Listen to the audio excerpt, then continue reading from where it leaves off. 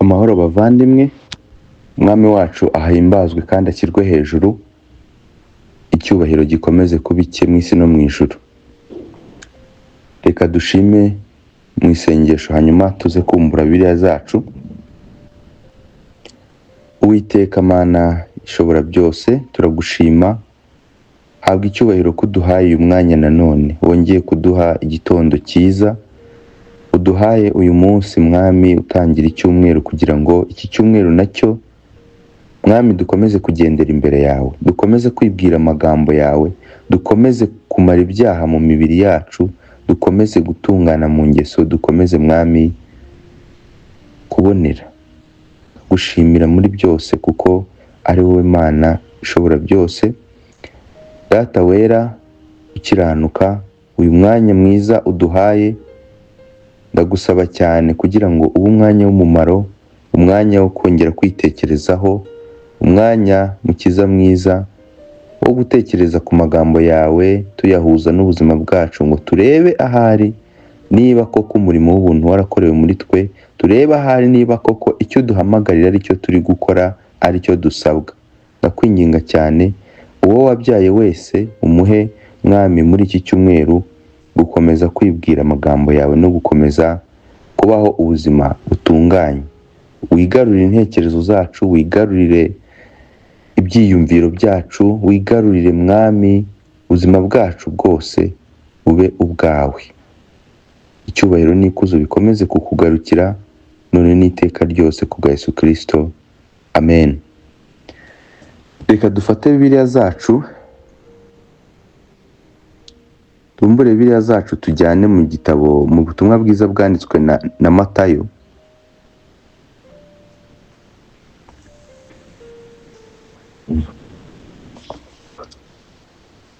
Matayo 13, ndasoma umurongo wa 29, niwo nifuza ko dutekerezaho tukawibandaho. Matayo 13:29, nawe ati oya, ahari nimurandura urukungu murarurandurana n'amasaka.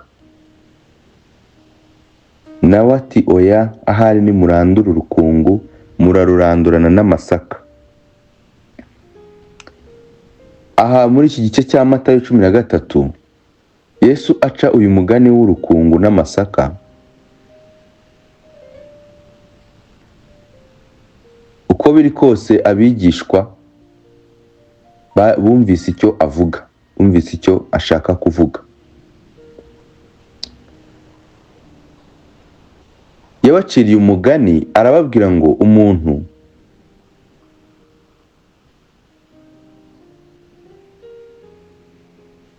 ngo ubwami bwo mu ijuru ngo bugeranwa n'umuntu ngo wabibye imbuto nziza mu murima we. Mu yandi magambo bisa nkaho yabibye amasaka nyine asanzwe bisanzwe, yabibye imbuto nziza y'amasaka itavangiye, ayibiba mu murima we. Hanyuma ngo nyuma yaho abantu basinziriye, ubwo ni nijoro, umwanzi araza abiba urukungu mu masaka, ya masaka y'imbuto nziza yari yatewe, umwanzi abibamo urukungu, arangije aragenda. Amaze kumera no kwera, urukungu narwo ruraboneka, ubwo narwo rwarakuze rurazamuka. Abazi urukungu ubwo ngubwo bararuzi, ariko bajya bavuga yuko urukungu ari ibintu nabyo bisa n'amasaka, ku buryo utapfa kubitandukanya bikiri bitoya. Iyo amaze kwera byo ntibyera, niryo tandukaniro. Ariko ubundi mu bindi bisanzwe ubona ari nk'amasaka, biba bimeze nk'ibisaka ariko bitari menti kwera, bindi by'ibyatsi biri aho nyine bitazana amahundo, ahubwo bikazana ibindi bintu. Rero ngo amasaka yamaze kwera, urukungu narwo ruraboneka. Abagaragu be baraza babaza umutware bati, mutware, ntiwabibye imbuto nziza mu murima wawe, none urukungu rurimo rwavuye he? Ubundi uko akomeza kuvuga ngo wabibye imbuto nziza, bisa nkaho urukungu ubundi ruba ku mbuto mbi. Imbuto y'ubwoko bubi niyo izana urukungu. ariko uyu yamekinze sure ko abibye imbuto nziza. Ati umwanzi niwe wagize atyo. Abagaragu be baramubaza bati none urashaka ko tugenda tukarurandura? Ushaka ko tugenda kano kanya tururandure? Nawe ati oya, ahari ni mururandura urukungu murarurandurana n'amasaka. Ni murandura urukungu murarurandurana n'amasaka. Arangiza arenzaho ijambo rikomeye rinateye ubwoba ngo mureke bikurane byombi bigeze igihe cyo gusarurwa. Mwisarura nzabwira abasaruzi ntimubanze muteranye urukungu mu ruhambire imitwaro rutwikwe, maze amasaka muyahunike mu kigega cyanjye. Bavandimwe, aya ni amagambo akomeye, ntawakwirengagiza ko aya magambo akomeye ndetse akwiye gutekerezwaho byimbitse, atari ukuyanyuraho umuntu yigendera. Uyu mugani w'urukungu n'amasaka muri iki gice cya 13 cya Matayo, ahantu utereye ubwoba hanakomeye cyane, hakwiye gutuma buri wese yongera yisubiramo, akongera akiganiriza, akiyicaza, akabaza umutima we neza ibijya mbere. Nuko ngo ibi bintu mu kubirebera hanze biba bisa, ku buryo n'abagaragu baba bashaka guhubuka bakabirandaguza. Nyir'umurima ngo agira impungenge yuko bashobora kubirandura byombi. Nyine biba bisa totally, ntago wabitandukanya.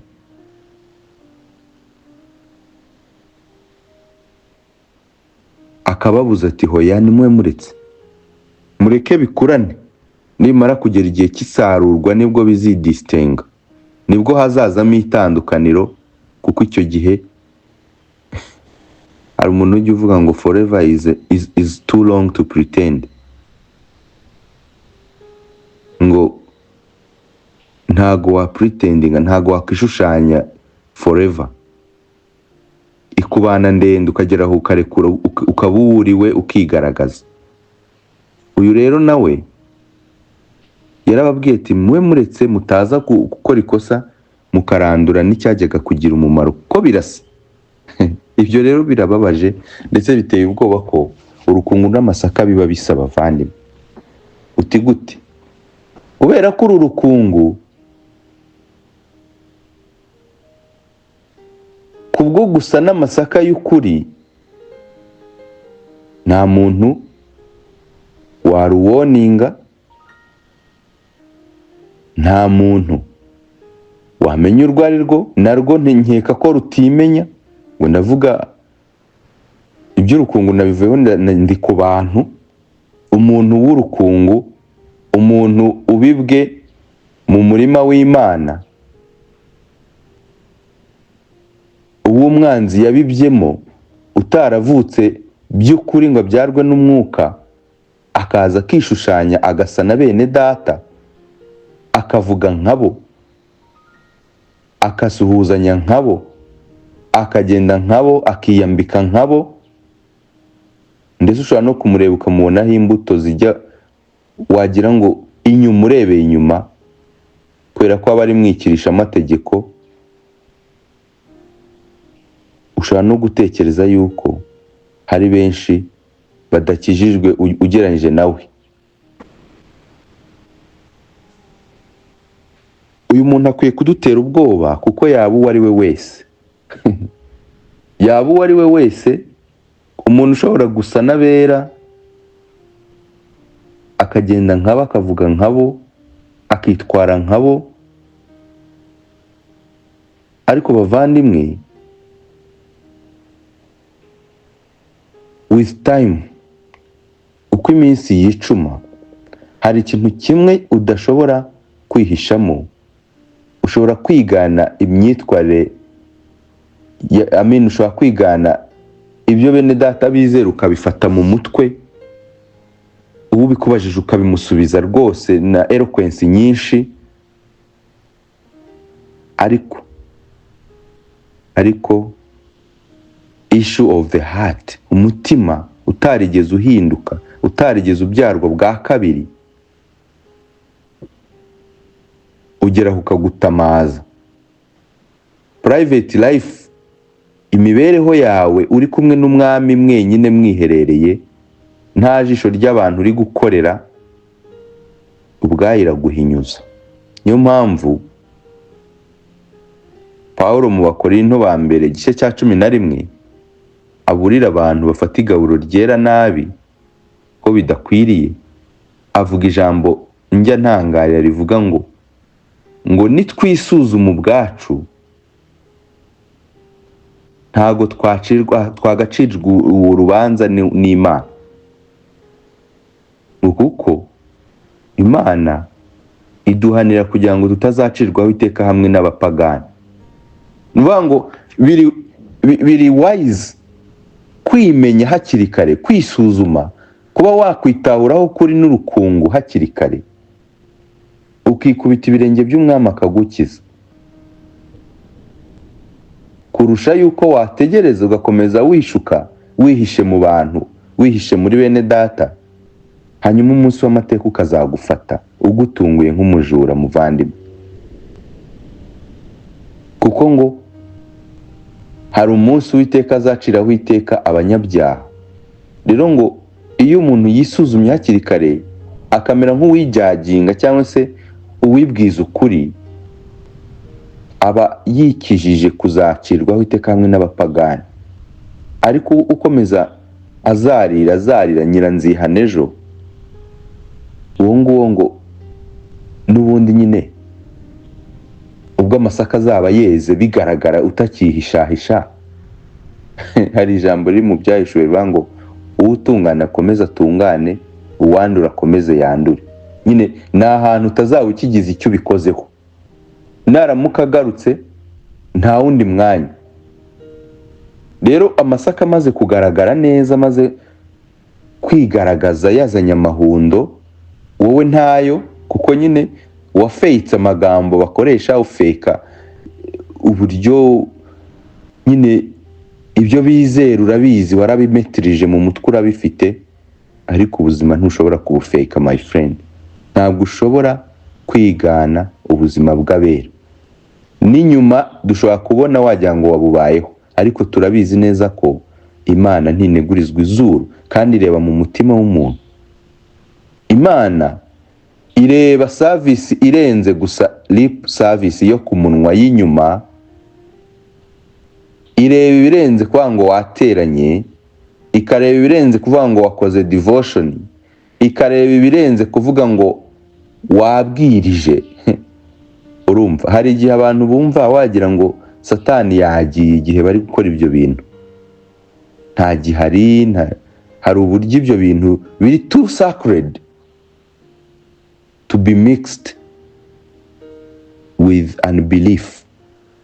Ntago waba ubifite ngo bibangikane no kwizera. Kandi mu by'ukuri ushobora kubwiriza umutima wawe uri ku bindi. Uri ku bindi rwose. Ushobora guterana inyuma tukabona uri committed Christian, ariko umutima wawe n'ikimenyimenyi aka kanya ushobora kuba utambwira Samoni yigishijwe 2 weeks ago, kandi warayivuyemo wumva wagira ngo wafashe imyanzuro, wumva ugiye gukurikiza noneho gufata ingamba no gushyira mu bikorwa ibintu bikomeye, ariko aka kanya nkaba ntakwaza ngo higishijwe ikintu kinsubiza. Gerageza ubitekereze, urayibuka. Urwo ni urugero rumwe.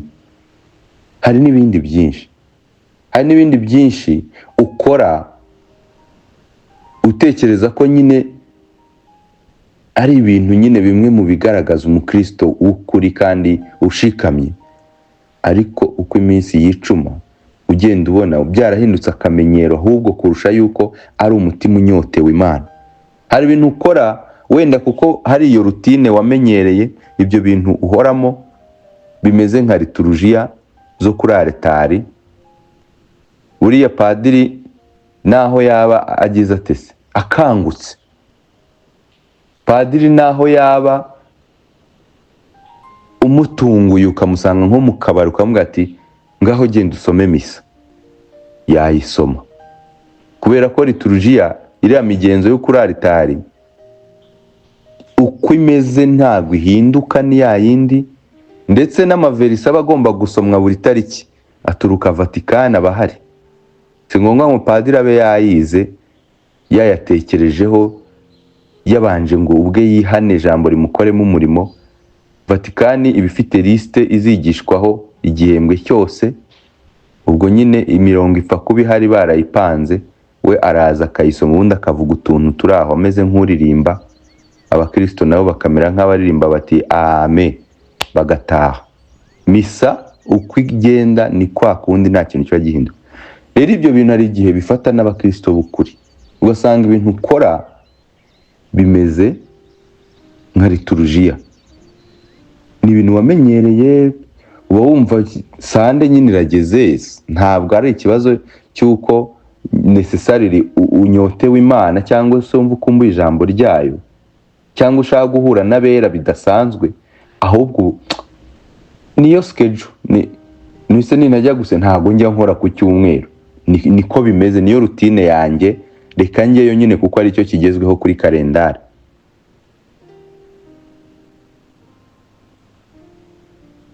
Ugasanga nta mutima uri mu bintu ukora, ntabwo ari ibintu bituruka mu rukundo rw'Imana. Ukwiye kuba ugira ubwoba bavandimwe, ukwiye kuba ugira ubwoba.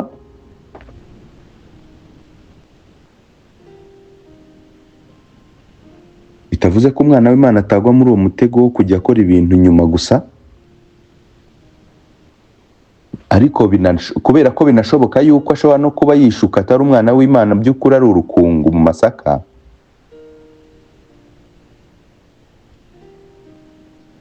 Nabyo nyine umuntu akwiye kubitekerezaho, ntago wabijugunya muri trash. Uyu mugani aza gusobanura akagaragaza ukuntu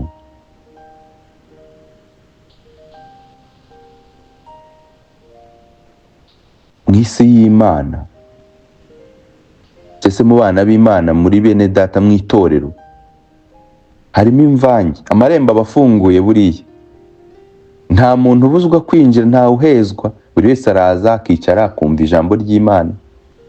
Ariko buriya niba umaze n'igihe wizengurutsa hafi ya bene data, wumva ibintu biga, wumva ibintu bigishwa, ubitega amatwi, cyane cyane muri iki gihe tuba twibereye kuyakure, ntawe ukureba ntawe ugukurikirana, ariko ugajya usneakinga ugatega amatwi, ejo bundi cyumweru ukwezi abiri ukagenda nkaho nta cyabaye,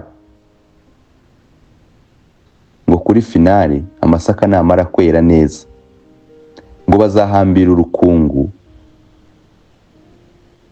nibarangiza ngo barutwike, ku buryo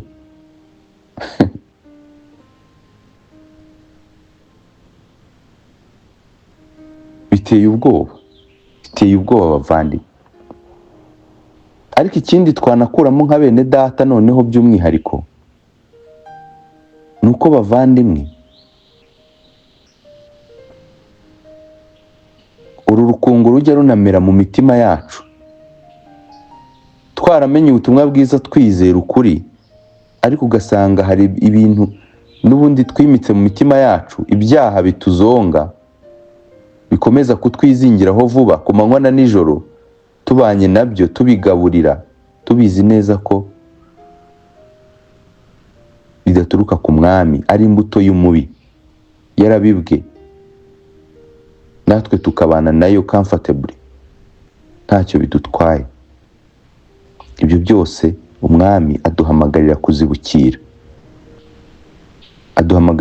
kuko nyine aho ngaho niho haturuka yuko ushobora kwishyira mu myanya ukumva uratuje, kuko uvuga ati ntawe uri perfect, none se nyine ko umuntu wese ari umunyabyaha, ariko ukazasanga kuri finale ntago byoroshye bityo nk'icyo kigare.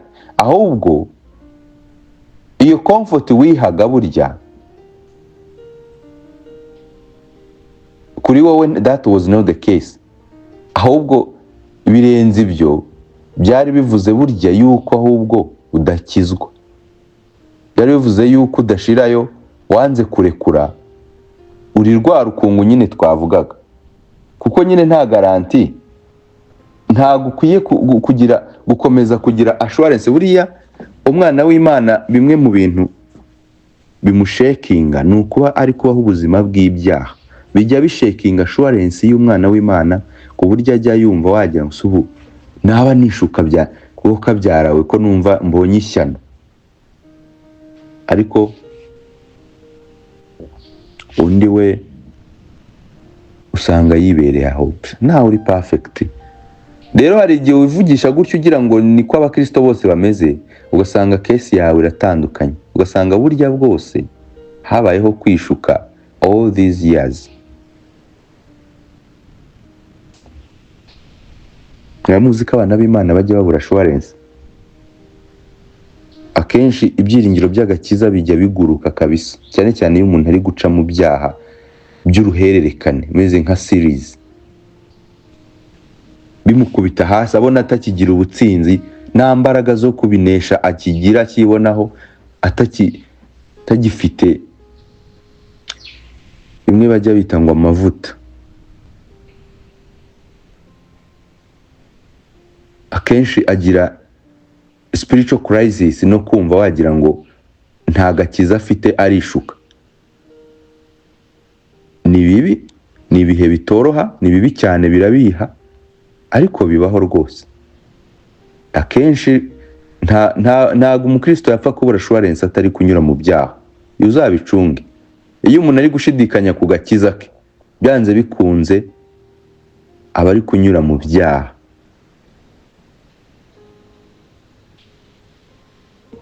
Icyo ntabwo kiri justifiable kubera ko n'ubundi ntabwo dukizwa kuko tutakoze ibyaha, ariko nanone kiri reasonable kubera ko nta nubwo ukwiriye kuguma wishuka kandi ubona wanze kumvira. Ibyo byombi ni ukuri. Rero bavandimwe, uru rukungu, be careful.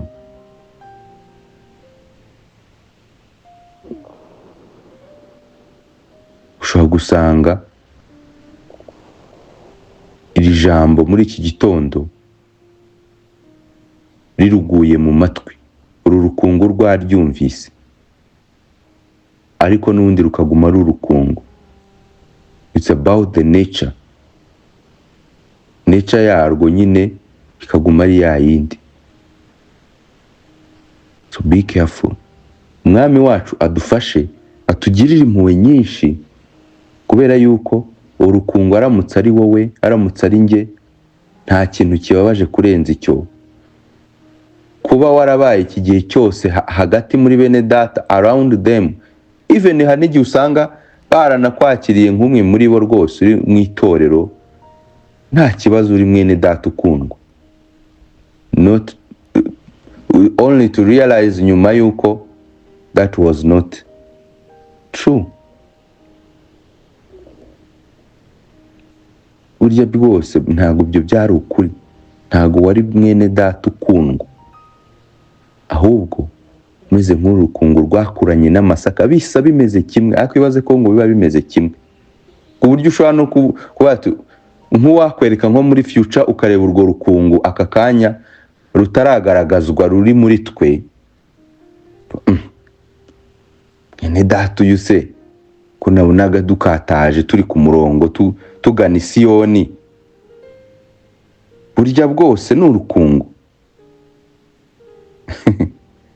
Ibintu biteye ubwoba ndakubwiye, ku buryo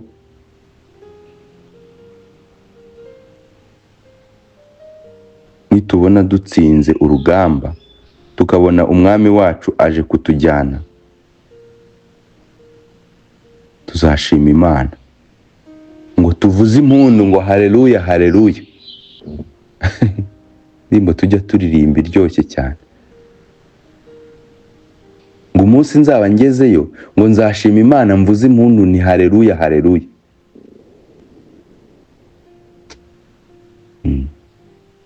Umwami wacu atugirira ubuntu. icya mbere yeza itorero rye, ko hari igihe ashima n'urukungu ko aruvanamo n'igihe cy'isarura kitaragera, munsi w'imperuka ubwo azohereza abasaruzi.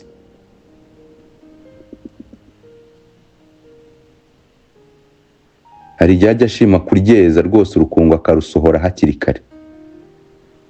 Ariko icyo nsaba ni ukugira ngo hatagira mwene data uba wishuka yicaye mu bera ari urukungu, nubwo nzi neza ko ibyanditswe bigomba gusohora, nta cyavuzwe kitazasohora, ariko rwose ndasaba ninginga, kuko nubwo bizasohora nta wifuza kubona umwe muri twe vuga ko bizeye, vuga ko bakijwe none kubwo kwizera, bogejwe de n'amaraso ya Yesu masa, bakaba bategereje kujya muri gakondo yabo mu ijuru, kandi bakaba babayeho ahangaha bakomeza kwirinda icyaha n'igisa nacyo, bakomeza gukataza kuri finali ngo tuzumve ngo mve imbere ntabwo nigeze nkumenya. Bakitwa ibivume, bakitwa inkozi z'ibibi, kandi bari bazi ngo ni abatahajuru. Imana itugire ubuntu, iturinde, kandi ikomeze umukumbi wayo, ikomeze icakire mu kiganza cyayo abo yatoranije, intama ze, kuko nibo bonyine isezeranya yuko nta muntu uzabavuvunura mu kiganza cyayo. Dukomeze gutekereza kuri aya magambo, dukomeze fact checking ubuzima bwacu no kwibaza, ese koko umurimo w'ubuntu wakorewe mu mutima wanjye? Icyubahiro gikomeze kuba icy'Imana iminsi yose kubwa Yesu Kristo. Amen.